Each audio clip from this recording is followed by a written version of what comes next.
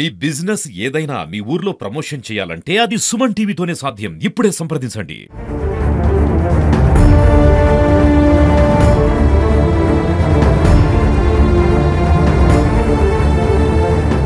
Welcome to Suman TV Kothagudem. ప్రస్తుతం మనం భద్రాద్రి కొత్తగూడెం జిల్లాలోని కొత్తగూడెంలో ఉన్న జనరల్ హాస్పిటల్ దగ్గరలో ఇక్కడ పరిస్థితి చూసుకోవచ్చు. ఇక్కడికి వచ్చే పేషెంట్స్ ఎవరైతే ఉన్నారో ముక్కు మూసుకొని వైద్యం చేసుకున్న పరిస్థితి కనిపిస్తూ ఉంది.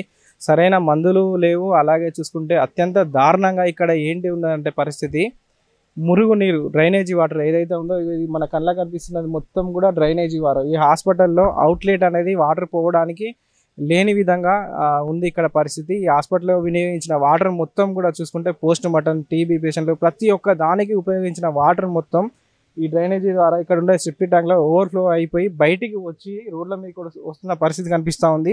అక్కడ కొద్దిగా ముందుకు చూసుకుంటే ఎమర్జెన్సీ వార్డు పక్క ఉంటే ఇటు వచ్చి కొత్త ఉన్న రోగానికి వైద్యం చేయించుకోవాలా, వచ్చి కొత్త రోగం అంటించుకొని వెళ్ళాలా అనే పరిస్థితిలో కనిపిస్తూ ఉంది. ఇక్కడ అత్యంత దారుణంగా అంటే దారుణంగా ఉంది. మురుగు నీళ్ళు, కంపు వాసన, ప్రతి ఒక్కరు కూడా ముక్కు మూసుకొని హాస్పిటల్కి వచ్చి ఈ దేవుడా ఏంటి పరిస్థితి అనే విధంగా వైద్యం చేయించుకొని వెళ్తున్న పరిస్థితి కనిపిస్తూ ఉంది. చిన్నపిల్లలకు గతంలో చూసుకుంటే ఇక్కడ మాతా శిశు హాస్పిటల్ కూడా కలిసి ఉండేది. ప్రస్తుతం దాన్ని వేరు చేయడం వల్లే మంచి జరిగిందని చెప్పి ఇక్కడ చుట్టుపక్కల ఉన్న ప్రజలు కూడా అంటున్నారు.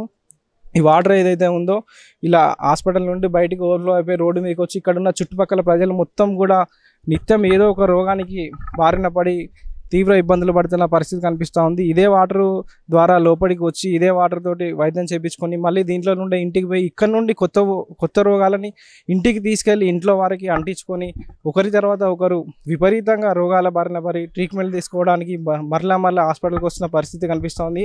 అసలు యాజమాన్యం ఏం చేస్తుంది అని చెప్పుకోవచ్చు. గత కొంతకాలంగా ఇదే పరిస్థితి కనిపిస్తూ ఉంది. యాజమాన్యం పట్టించుకొని పరిస్థితి కనిపిస్తూ ఉంది. అసలు యాజమాన్యం అనేది దీని మీద నిమ్మకు నీరెత్తిన విధంగా ఉన్న పరిస్థితి కనిపిస్తూ ఉంది. అలాగే ఇక్కడ ఏదో గింతంత మాత్రాన్ని బ్లీచింగ్ పౌడర్ చల్లి ఆ తర్వాత చేతులు దులుపుకున్న పరిస్థితి కనిపిస్తుంది. అసలే ఇది వర్షాకాలం, సీజనల్ వ్యాధులు ఎక్కువగా వచ్చే కాలం. దీంట్లో ఇంత దారుణంగా గవర్నమెంట్ హాస్పిటల్కి వచ్చి ఏదో చిన్న జ్వరం వచ్చింది, ఏదో ట్రీట్మెంట్ చేయించుకొని వెళ్దామనే పరిస్థితి ఉంటే ఇక్కడికి వచ్చి కొత్త రోగాలను అంటించుకొని ఇంట్లో వారు కూడా ఇబ్బంది పడే పరిస్థితి కనిపిస్తూ ఉంది. ఇక్కడ చూసుకోవచ్చు, ఇది నా పక్కన వెనకాల కనిపిస్తుంది ఏదైతే ఉందో ఇది ఎమర్జెన్సీ వార్డు. దీన్ని ఆనుకునే డ్రైనేజీ ఓవర్ఫ్లోడ్ అయిపోయి గలీజ్ వాటర్ అంతా కూడా ఇడికి వస్తున్న పరిస్థితి. ప్రతి ఒక్క అంబులెన్స్ ఏదైతే ఉందో ఇటే వచ్చి ఇక్కడ నుండే వెళ్ళి పేషెంట్లను లోపలికి తీసుకెళ్లే పరిస్థితి మనం చూస్తున్నాం. కూడా ఎవరైతే ఉన్నారో హాస్పిటల్కి వచ్చిన వాళ్ళు కూడా అంత దారుణమైన ఇదే మురికి నీటి గుండా వెళ్తున్న పరిస్థితి కనిపిస్తూ ఉంది. ఇక్కడ ఎమర్జెన్సీ వార్డులో ట్రీట్మెంట్ చేసుకోవడానికి వచ్చి ఇదే నీటితో దీన్నే పక్క ఉంటే చూసుకుంటే ఇంకొకరు ఉన్నారు మనతో మాట్లాడితే ఒకసారి వారితో మాట్లాడి తెలుసుకుందాం.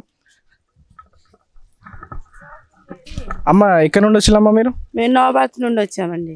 ఏంటి ఇంత దారుణంగా మురికి నీళ్ళ నుండే వెళ్తున్నారు, ఏంటి పరిస్థితి? వాసన కూడా వస్తున్నాయి, మురికి నీళ్ళ నుండే వస్తున్నాము. రోడ్డు లేదు, నీట్గా ఉంది హాస్పిటల్, కానీ ఈ రోడ్డు ఉంటే బాగుంటది కదా, కాలువ సైడ్ కాలువ ఉంటే బాగుంటది కదా, నీట్గా ఉంటది కదా. డ్రైనేజీ వాసన వస్తుంది. ఎన్ని రోజులు అయిందమ్మా మీరు వచ్చి? 15 రోజులు అవుతుంది. అప్పటి నుండి ఇదే పరిస్థితి? అప్పటి నుండి ఇదే పరిస్థితి, ఎప్పటి నుండో ఉంది, కానీ మేమైతే వచ్చి 15 రోజులు అవుతుంది. చూసుకోవచ్చు, ఇక్కడికి వచ్చి ఎవరైతే ట్రీట్మెంట్ చేయించుకొని వెళ్ళే పరిస్థితి కూడా దారుణంగా ఉందని వాళ్ళు చెప్పుకున్న పరిస్థితి కనిపిస్తూ ఉంది. అలాగే దీనికి సంబంధించి యాజమాన్యం ఏదైనా తక్షణమే చర్యలు తీసుకొని దీనికి సంబంధించిన ఏదైనా పనులు చేస్తే బాగుంటుందని చెప్పి ఇక్కడికి వచ్చే ప్రజలైతే కోరుకున్న పరిస్థితి కనిపిస్తూ ఉంది.